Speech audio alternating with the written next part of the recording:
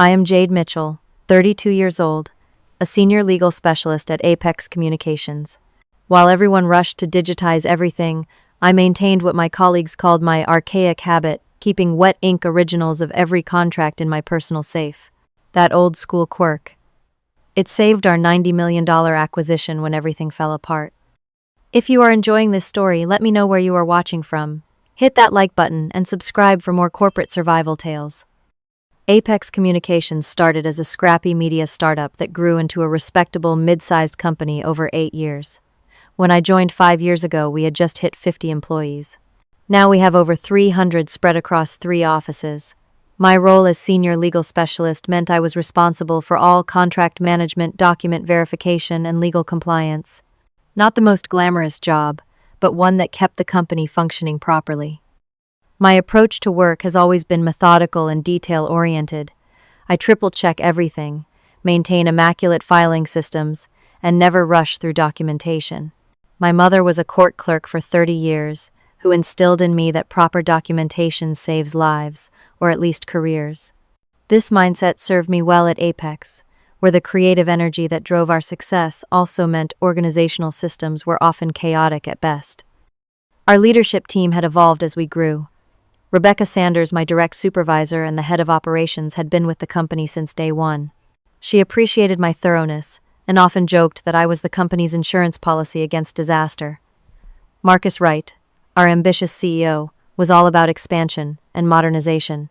He was constantly pursuing the latest technology and business trends, sometimes before they were fully proven.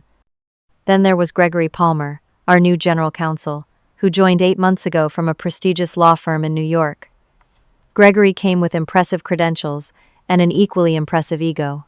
From day one, he made it clear he was there to professionalize our legal department and bring us into the 21st century. He had a way of making his suggestions sound like mandates, and his criticisms feel like personal attacks, always delivered with a smile that never reached his eyes. Diana Lewis was my closest ally at work. As the finance director, she understood the importance of proper documentation and had saved me more than once when deadlines got tight. We often had lunch together and commiserated about the growing pains of the company. She was the person who first warned me about Gregory when he started eyeing my department for what he called optimization. "He is gunning for your job, or at least your methods," Diana had whispered to me over coffee one morning. "Be careful." The company culture had shifted dramatically from the early days. What once felt like a family now operated more like a corporation. The original startup energy remained in some departments, but the pressure to formalize, standardize, and modernize permeated everything. New leadership positions were created weekly. It seemed filled by outsiders with impressive resumes, but little understanding of our company history. Despite all these changes, I maintained what some called my old-fashioned work habits. While I dutifully used all the digital systems implemented by IT, I also kept my own parallel system. Every important contract received special treatment. I personally witnessed signatures when possible, took photos of signed documents with my phone, and most importantly, I kept hard copies with original signatures stored in a fireproof safe in my office. This system had saved us numerous times when the digital systems failed or files became corrupted, though those incidents were usually minor. Rebecca knew about my methods and tacitly approved, even if she never officially endorsed them. Diana thought I was brilliant. Most others, if they knew, probably thought I was being unnecessarily cautious. My office became a bit of a joke among the younger staff. The paper museum, they called it, though, usually with affection. I had built a reputation for always being able to find what was needed when it was needed, regardless of any technical difficulties. The IT department came to me more than once when their backups failed. I never said "I told you so," just quietly provided what was needed and went back to my work. My system required extra hours and personal investment. I purchased my own safe when the company refused to. I organized everything on weekends sometimes. I created backup systems for my backup systems. To an outsider, it might have seemed obsessive. To me, it was just proper diligence. "You are from another era," Diana would tease, but thank God for that. I never expected my methods to save the entire company. I just wanted to do my job well and sleep soundly, knowing I had covered all bases. The corporate world is unpredictable, and in my experience, the most unexpected disasters are the ones you need to prepare for the most. Paper might burn, but it never crashes, gets hacked, or updates itself into incompatibility. There is something reassuring about holding a document in your hands, seeing the slight indentation of a signature, knowing that a real person committed to those terms with ink and intention. Little did I know that my old-fashioned ways would soon be put to the ultimate test in a situation where $90 million and the future of the entire company would hang in the balance. The email arrived on a Monday morning, marked as high priority from Gregory Palmer, mandatory all-hands meeting, Digital Transformation Initiative, 10 a.m. Conference Room A. I arrived 5 minutes early, as was my habit, finding most of the company already assembled. Gregory stood at the front with Marcus, both in crisp suits, looking pleased with themselves. A sleek presentation was projected on the wall, with the words "Apex goes paperless" in bold font. Once everyone was seated, Marcus began with his usual enthusiasm. Today marks a turning point for Apex Communications. We are implementing a complete digital transformation of all our processes, starting with our document management systems. Gregory stepped forward, adjusting his Italian silk tie. Thank you, Marcus. As you all know, we live in a digital world. Paper is inefficient, expensive, and frankly outdated. Starting next week, we will transition to a fully integrated cloud-based document management system called DigiDocs. He clicked to the next slide, showing cost savings projections. This will save us approximately $200,000 annually in paper printing, storage, and labor costs. More importantly, it will increase our efficiency by an estimated 30%. I shifted uncomfortably in my seat as Gregory continued his presentation, detailing the implementation timeline and training schedule. Then came the moment that made my stomach drop. Some departments will require more significant adjustments than others, Gregory said, his gaze finding me in the crowd, particularly our legal department, which currently maintains what can only be described as archaic practices. The room grew uncomfortably quiet. I felt heat rising to my cheeks as several colleagues glanced my way. Wet ink signatures and paper storage are relics of the past. Gregory continued, a condescending smile on his face. DigiDocs uses blockchain verification and military-grade encryption, making it far more secure than any physical storage solution. The legal industry moved beyond paper years ago. It is time Apex did too. Diana, sitting beside me, muttered under her breath, "What an absolute jerk." Rebecca, from across the room, frowned slightly but said nothing. After the presentation ended, colleagues broke into groups discussing the change. Some seemed excited, others concerned. I overheard fragments of conversation. What happens to all our existing documents? Will we need new equipment? Thank God my desk is drowning in paperwork. Diana approached me immediately. That was totally unprofessional. He practically called you out by name. I forced a smile. It is fine. Change is inevitable. But the way he did it, calling your work archaic in front of everyone, that was personal, Jade. Rebecca joined us, looking concerned. Jade, I want you to know I raised concerns about the aggressive timeline. 6 weeks for full implementation seems rushed. It is impossibly rushed, Diana interjected. My finance team cannot possibly migrate everything that quickly without risks. Marcus appeared, clapping his hands together. Ladies, exciting times, right? Gregory really knocked that presentation out of the park. Diana opened her mouth to speak, but I subtly shook my head. This was not the time or place. Very informative, I replied neutrally. Jade, Gregory wants to meet with you this afternoon to discuss transition plans for legal. He will be leading this initiative personally. Marcus patted my shoulder. I know change can be tough, but this is the future. We cannot afford to be left behind. After Marcus walked away, the three of us exchanged glances. Be careful, Rebecca warned. Document everything he says to you. Oh, she will, Diana said with a small smile. If anyone knows how to document things, it is our Jade. At 3 o'clock, I knocked on Gregory's office door. His new corner office had been completely renovated when he joined, with glass walls, modern furniture, and virtually no paper in sight. Ah, Jade, come in. He gestured to a chair across from his desk without looking up from his tablet. I will be with you in just a moment. I sat silently while he continued typing for another 3 minutes, a power move I recognized immediately. Finally, he set the tablet down and looked at me. I imagine you have concerns about our new direction, he began. I have questions about implementation, yes. 6 weeks seems aggressive for a complete overhaul of systems that have been in place for years. Gregory leaned back in his chair. The timeline is non-negotiable. DigiDoc's representatives will be here next week to begin training. I need you to prepare all legal documents for scanning and migration immediately.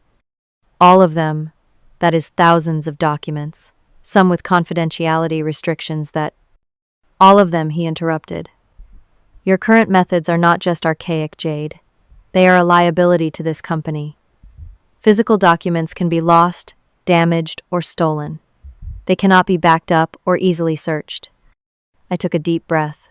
With respect, my system has never lost a document. We have had 3 server crashes in the past year where digital files were corrupted or temporarily lost.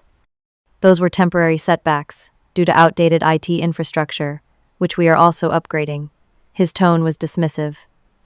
Look, I understand change is difficult, especially for established employees. But Marcus and the board are fully committed to this direction. The implication was clear. Get on board, or get out. I have worked in corporate law for 15 years, Gregory continued. The firms and companies still using paper-based systems are dying out. Adaptation is survival in this industry. I nodded slowly. I understand the benefits of digital systems. I simply believe in redundancy and multiple verification methods, which is precisely what DigiDocs provides without the inefficiency of physical storage.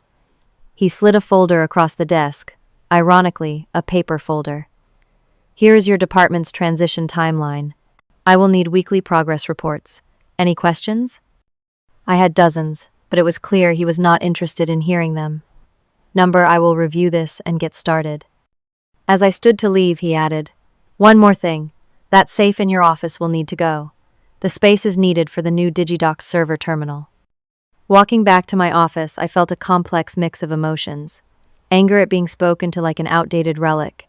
Fear about what this meant for my position at the company. Frustration that valid concerns were being dismissed. But beneath it all was a stubborn certainty that I was not wrong. That evening, I sat in my apartment contemplating my options. I could fight the change and likely lose my job. I could comply completely and watch as potential problems unfolded. Or I could find a middle path. I decided on the third option. I would comply with the digital transition outwardly while maintaining my own system privately. It would mean extra work done on my own time, but the peace of mind would be worth it. Some might call it insubordination. I called it due diligence. Little did I know how critical this decision would prove to be. 3 weeks into the digital transformation, the news hit like a lightning bolt. Marcus called an emergency all-staff meeting on a Thursday afternoon, his face beaming with excitement as we gathered. I have momentous news, he announced, barely containing his enthusiasm. Vision Media has approached us with an acquisition offer of $90 million. The room erupted in gasps and murmurs.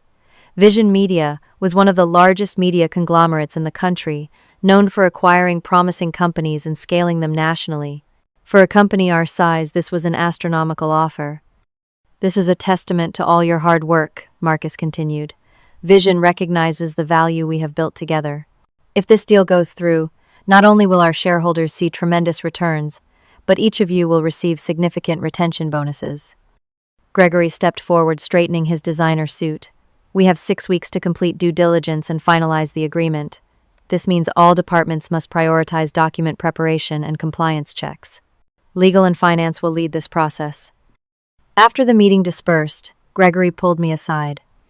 Jade, I need every contract agreement and legal document perfectly organized in DigiDocs within 2 weeks. The Vision Media legal team will need complete access for their review. 2 weeks, I stared at him in disbelief. We are only halfway through the migration process. There are hundreds of documents still to be processed. Then I suggest you work overtime, he replied coldly. This deal is the culmination of everything Marcus has worked for. Nothing can delay it, especially not document management issues. Over the next 2 weeks, I barely left the office. Diana was in a similar situation with financial records. We often found ourselves alone in the building past midnight, fueled by coffee and determination. How is the digital transition going? Diana asked one night around 11, leaning against my office doorframe with exhaustion evident on her face. Honestly, it is a mess, I admitted. The DigiDocs system keeps flagging perfectly valid contract clauses as problematic. the OCR technology misreads crucial numbers. And the digital signature verification system is glitching on about 20% of the documents. Diana sighed. The financial integration is just as bad. The system crashed twice yesterday, and we lost 4 hours of work each time. Despite our concerns, we pushed forward. I raised issues with Gregory repeatedly, only to be dismissed. These are normal transition hiccups, he insisted. The system is working perfectly for every other company using it. Meanwhile, I continued my private backup system. Each night I took the most critical documents home, created physical copies, photographed them, and stored everything in a secure location. It doubled my workload, but something told me it was necessary. One particular contract caused me special concern. The Vision Media acquisition agreement itself had gone through 17 revisions in just 10 days. Each version contained subtle changes to terms, conditions, and clauses.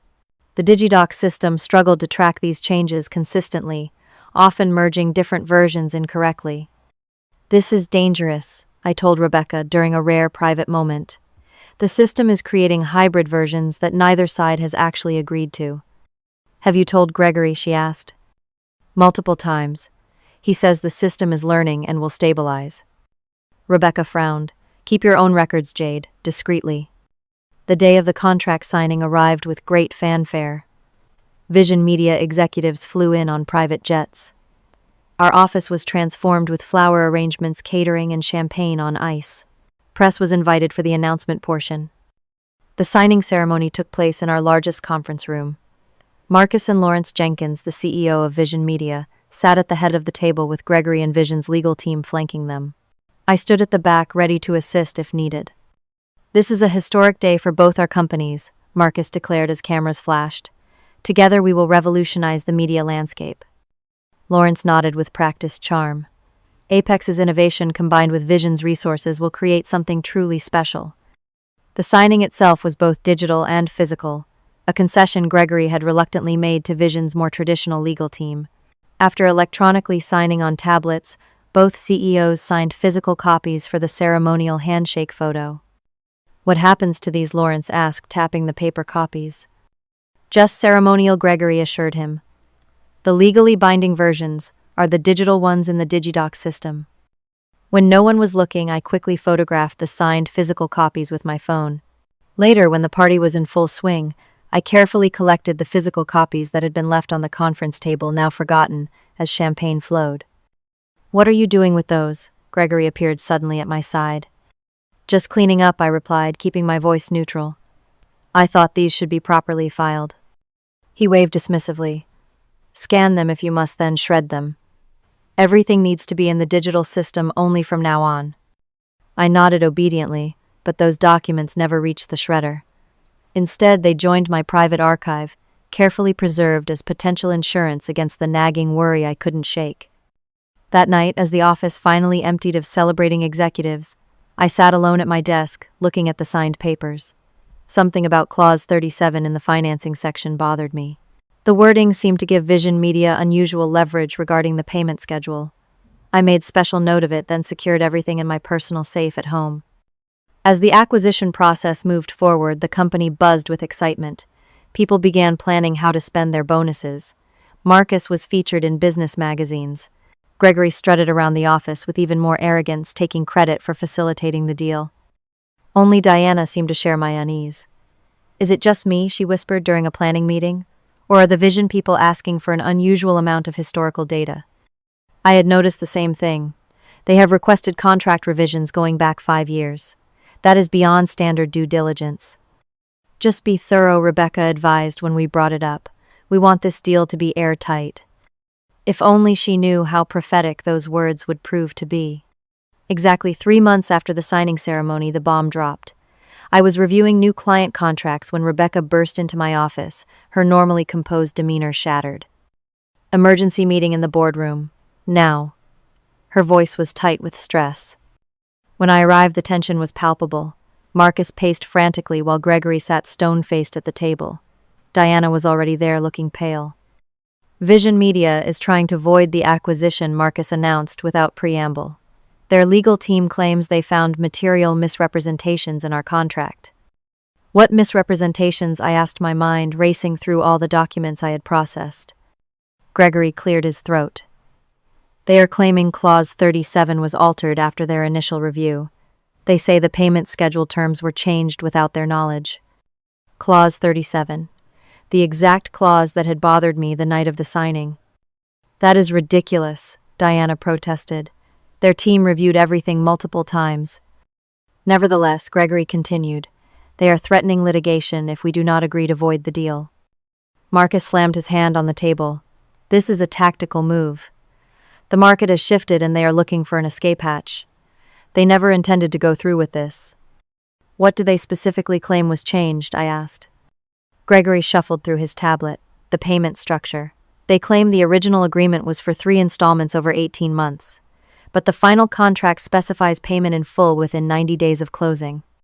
My heart raced. I remembered the clause clearly. The final signed version definitely specified 3 installments. We need to pull the executed contract immediately, Rebecca said. Gregory nodded. I am trying to access it in DigiDocs now, but... He frowned at his tablet. There seems to be a version control issue. What kind of issue? Marcus demanded. The system is showing multiple versions tagged as Final Executed Copy, each with different terms in Clause 37. The room fell silent as the implications sank in. How is that possible? Rebecca finally asked. Gregory's face flushed. It appears there may have been some synchronization issues during the final days of negotiation. The system was tracking changes from multiple users simultaneously. Are you saying we do not have a definitive record of what both parties actually signed? Marcus's voice rose dangerously. I am saying there is temporary confusion that we are working to resolve, Gregory replied defensively. The IT team is attempting to recover the authentic version from backup servers. The meeting deteriorated into accusations and panic. Gregory blamed the IT department for improper system maintenance. The IT director insisted the DigiDocs implementation had been rushed without proper testing. Marcus looked ready to fire everyone in the room. After 2 hours of getting nowhere, Marcus dismissed everyone except the executive team. Find solutions, not excuses, he barked. We cannot lose this deal. Back at my desk, I received an urgent call from Diana. It is worse than they are saying in there, she whispered. I just spoke with our bank. Vision has already filed preliminary paperwork to rescind their initial $10 million good faith deposit. They are serious about walking away. My mind raced to my private archive. Diana, I need to check something. Cover for me if anyone asks where I am. What are you thinking, Jade? I am thinking it is time for my archaic methods to prove their worth. I slipped out of the office early, racing home to my apartment. In my bedroom closet behind winter coats was my fireproof safe. Inside, organized in acid-free folders, were my backup copies of every significant document from the past 5 years, including the Vision Media Acquisition Agreement. With shaking hands, I retrieved the folder labeled Vision Acquisition, Final Executed, and spread the contents on my dining table. There it was, the complete contract with original signatures from both Marcus and Lawrence Jenkins, dated and notarized. I carefully turned to Clause 37. Just as I remembered, it clearly specified payment in 3 equal installments of $30 million each to be made at closing, 6 months post-closing and 18 months post-closing. Vision Media was lying. They were trying to claim the contract said something it did not. I immediately photographed the entire contract, paying special attention to Clause 37 and the signature pages. Then I sent the photos to my personal email as backup. The next morning I was summoned to Marcus's office. When I arrived, Gregory was already there, looking harried. Dark circles under his eyes suggested he had been up all night. The situation has escalated, Marcus informed me, his voice grim. Vision's legal team has formally alleged fraudulent contract alteration. They claim the version in their system shows different terms than what we have. And what do we have? I asked, looking directly at Gregory. He cleared his throat uncomfortably. We have inconsistent records. The DigiDocs system is showing 3 different versions of the final contract, each with variations in Clause 37. IT cannot determine which is authentic due to simultaneous editing and system synchronization issues. So we cannot definitively prove what was actually signed, Marcus concluded, despair evident in his voice. I took a deep breath. Actually, we can. Both men stared at me. What do you mean? Marcus asked. I have the original paper copy with wet ink signatures from both you and Lawrence Jenkins. The one signed during the ceremony that Gregory called ceremonial. It clearly shows the 3-installment payment structure in Clause 37. Gregory's face went from pale to red. That is impossible. Those ceremonial copies were supposed to be shredded after scanning. I kept them, I admitted, along with photographic evidence of the signing itself. You directly violated company protocol, Gregory sputtered. All documents were to be digitized and originals destroyed. Marcus held up his hand to silence Gregory. You have the actual signed contract, with original signatures right now. I nodded and pulled out my phone, showing them the photos I had taken. I have the physical copy secured off-site. Here is Clause 37, clearly showing the 3-installment structure. Marcus leaned forward, examining the photos with growing excitement. Then he looked up at me with newfound respect. Jade, you may have just saved this company. Gregory sat in stunned silence, his earlier outrage evaporating as he realized the implications. I heard Vision's legal team is coming in at 2 o'clock for a final meeting before filing their lawsuit, I said. I can bring the original contract by then. Marcus nodded vigorously. Do it. And Jade, thank you for your thoroughness. As I turned to leave, I heard Gregory mutter into his phone. We need to reconsider our strategy immediately. Apex has the original signed contract with wet signatures. Yes, I know what we claimed, but they have physical proof. No, this changes everything. He paused, not realizing I could still hear him as I lingered by the door. Lawrence needs to know right away, he continued quietly. We have to buy it back from her. I smiled to myself as I walked back to my office. My archaic methods were about to save $90 million. At 1:30, I returned to the office with the original contract secured in a leather portfolio. Rebecca met me in the lobby, her eyes wide with anticipation. Is it true? You have the original? I nodded, complete with notary seal and wet ink signatures. She hugged me impulsively. You wonderful old-fashioned woman. They are all waiting in the boardroom. The atmosphere in the boardroom was electric. Marcus sat at the head of the table looking rejuvenated. Diana gave me a subtle thumbs up from her seat. Gregory stood by the window speaking tensely into his phone. When Vision Media's delegation arrived, their confidence was palpable. Lawrence Jenkins led the group flanked by their General Counsel Patricia Montgomery and 2 other attorneys. They took their seats with the casual arrogance of people expecting an easy victory. Thank you for meeting with us, Lawrence began smoothly.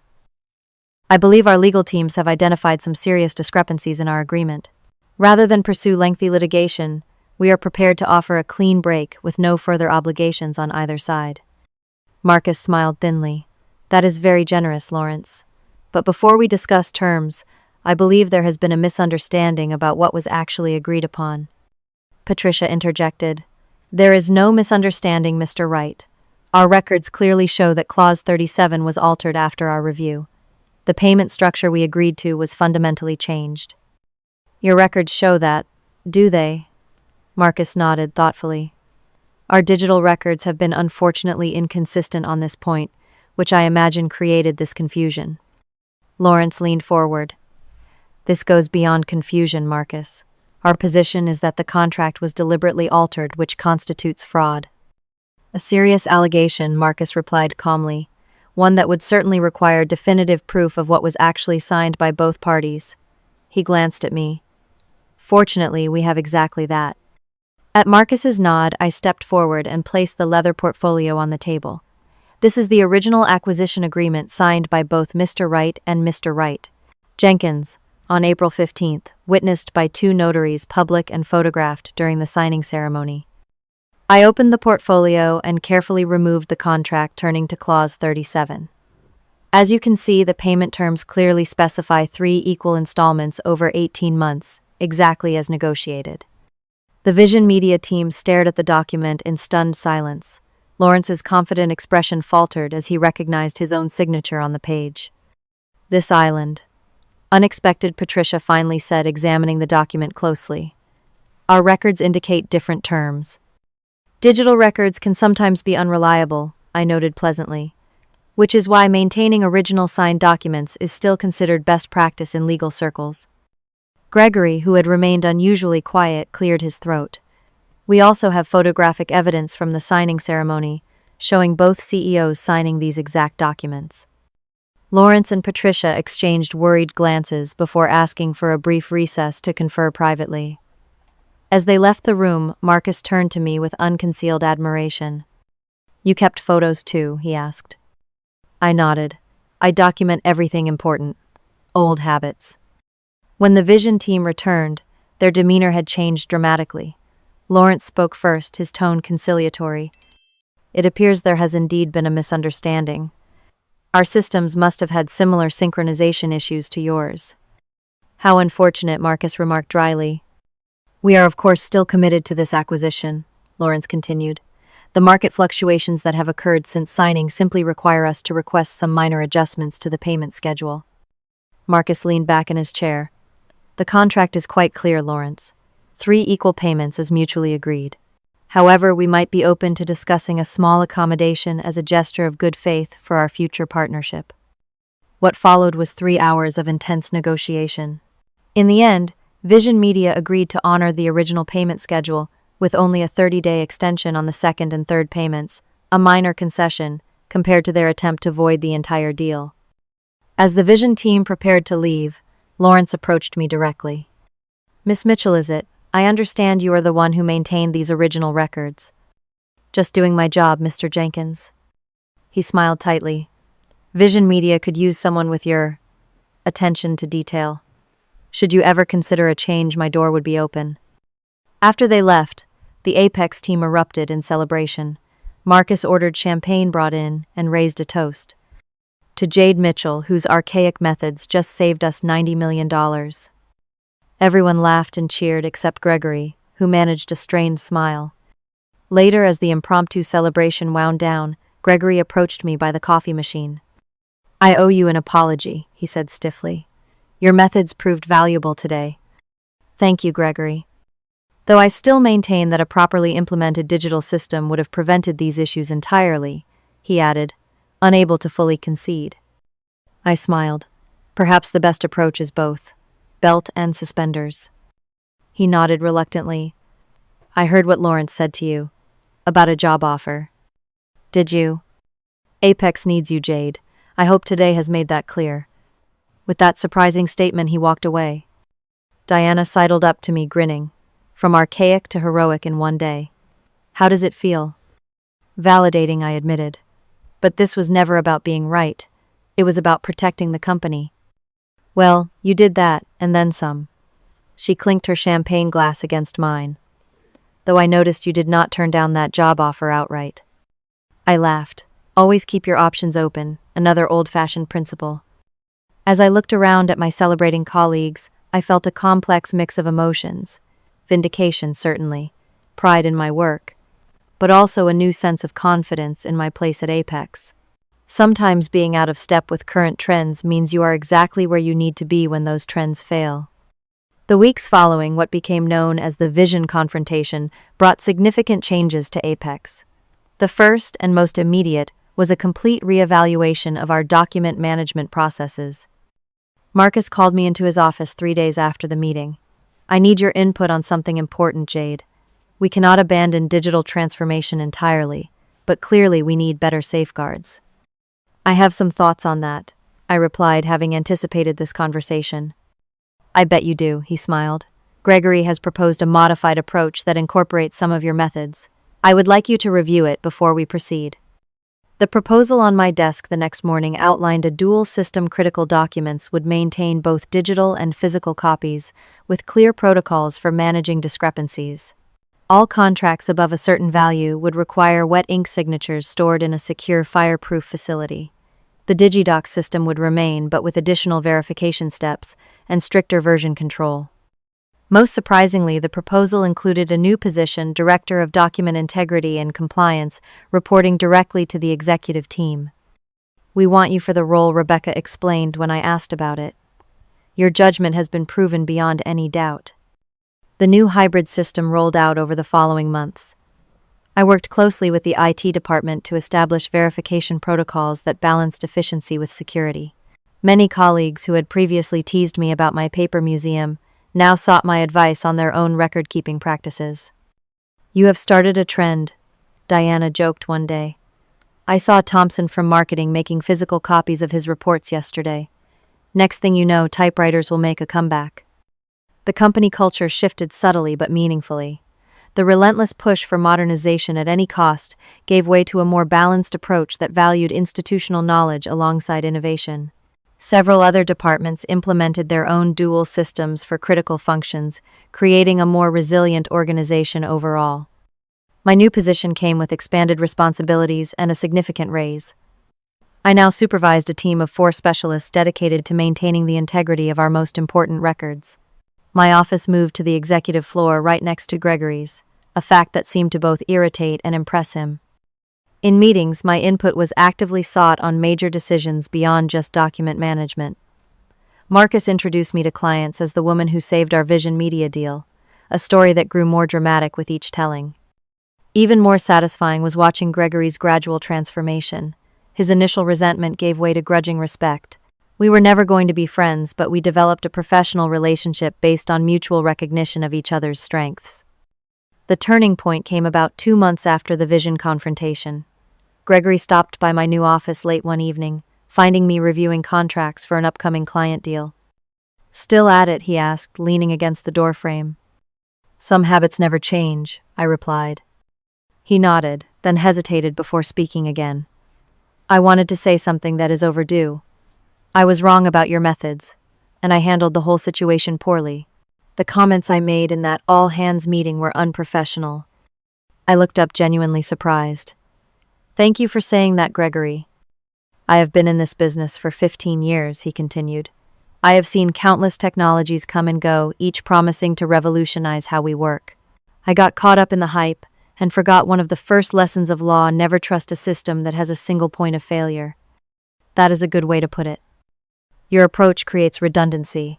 Mine created vulnerability." He straightened his tie, looking uncomfortable with the admission. "Anyway, I thought you should know that the Digidocs contract has been significantly modified. We are maintaining our license, but on very different terms, including their liability for system failures." He almost smiled. "Extensively revised liability clauses, yes. They were surprisingly accommodating after I mentioned your documentation of their system inconsistencies."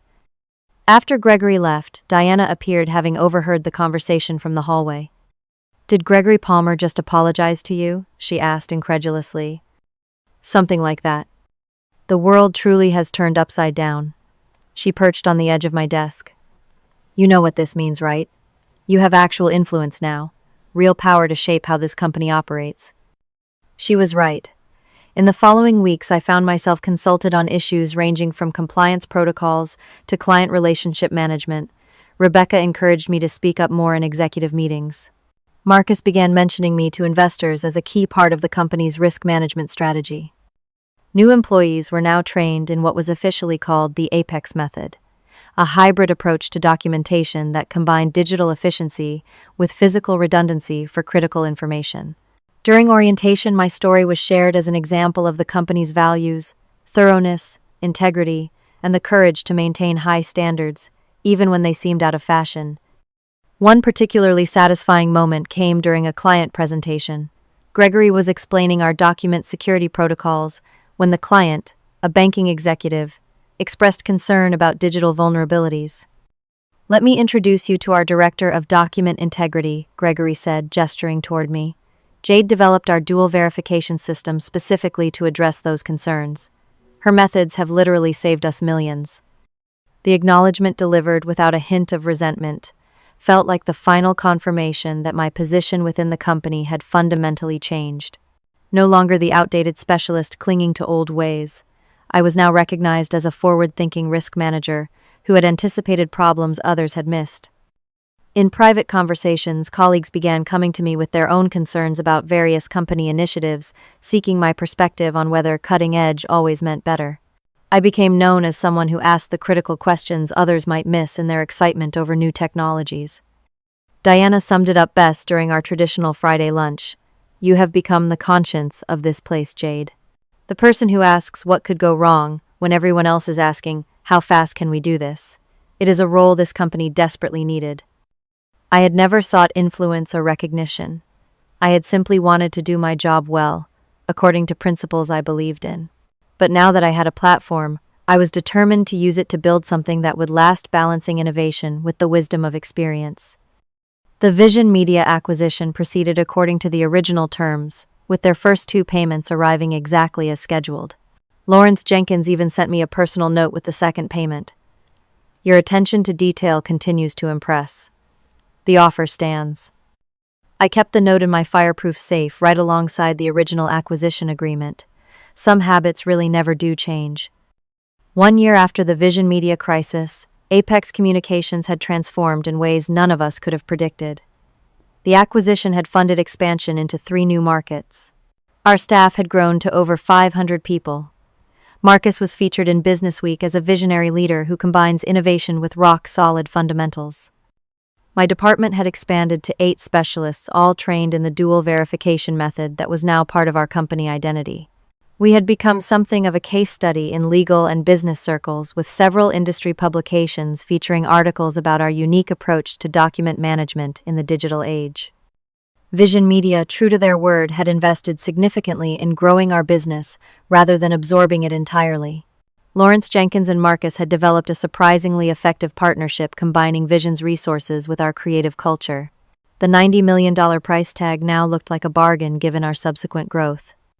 On the anniversary of the signing, Marcus hosted a company-wide celebration. During his speech, he called me to the front of the room. 1 year ago, we faced a crisis that could have destroyed everything we built, he told the crowd. One person's dedication and principle saved us from that fate. Jade Mitchell did not just save a deal. She taught us a valuable lesson about balancing progress with prudence. The applause was gratifying, but even more meaningful was seeing Gregory join in enthusiastically from his place at the executive table. Our professional relationship had evolved into something approaching mutual respect. He still championed technological solutions, but now with a healthy appreciation for backup systems and redundancies. Later that evening, as the celebration wound down, Rebecca found me by the window overlooking the city. You have come a long way from the paper museum, she observed with a smile. The principles are the same, I replied. Just the scale has changed. Has it been worth it? All those extra hours, the fighting against the current. I considered the question carefully. It was never about resisting change for its own sake. It was about maintaining standards I believed in, even when they were unpopular. A lesson many of us needed to learn. Rebecca nodded. You know, when Gregory first started pushing his paperless initiative, I should have supported you more openly. I knew your methods had value, but I got caught up in the excitement of modernization. We all get caught up sometimes. What matters is recognizing when it is happening. The personal journey this experience had taken me on was perhaps the most unexpected outcome. From feeling marginalized and outdated, I had found a renewed confidence in my professional judgment. The vindication was sweet, certainly, but the deeper satisfaction came from knowing I had stayed true to my principles, even when pressured to abandon them. I had learned that innovation and tradition need not be enemies. The most resilient systems often combine the best of both worlds, acknowledging that human experience and cutting-edge technology each have their place. Sometimes the most valuable person in the room is the one asking, but what if this fails while everyone else is celebrating success that has not yet happened? In the months that followed, I was invited to speak at several industry conferences about risk management in the digital age. My message was always the same. Technological advancement is vital, but should enhance, rather than replace human judgment and time-tested methods. The companies that thrive are those that maintain healthy skepticism alongside their enthusiasm for innovation. Gregory, to his credit, often joined me for these presentations, offering the counterbalancing perspective of technological optimism. Together, we developed a more nuanced approach than either of us had initially championed alone. We make a surprisingly good team, he admitted after one particularly successful panel discussion. Your caution tempers my enthusiasm, and my push for efficiency challenges your conservatism. Balance in all things, I agreed.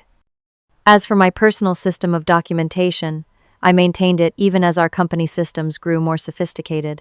My fireproof safe had been replaced by a much larger secure storage facility, but the principle remained the same. Trust, but verify. Maintain independent records of what matters most, and never assume any single system is infallible. The lesson I carry forward and share with every new employee who joins my team is simple but profound. True innovation is not about discarding the past, but building upon its foundations. The wisdom of experience has value that no algorithm can replace, and sometimes what seems outdated is simply waiting for its moment to prove its worth. In a world rushing toward digital transformation, there remains irreplaceable value in physical documentation, human verification, and methodical diligence. Not because these methods are perfect, they are not, but because they provide a different kind of security than their digital counterparts, creating a more resilient whole when combined thoughtfully. Have you ever stood your ground when everyone told you your methods were outdated or unnecessary? Did it later prove valuable, or did you learn something different? Share your experience in the comments below. If this story resonated with you, please like, subscribe, and share it with someone who might need encouragement to trust their professional judgment, even when it goes against current trends. Thank you for listening, and remember, sometimes the most valuable backup system is the one everyone else has forgotten about. Number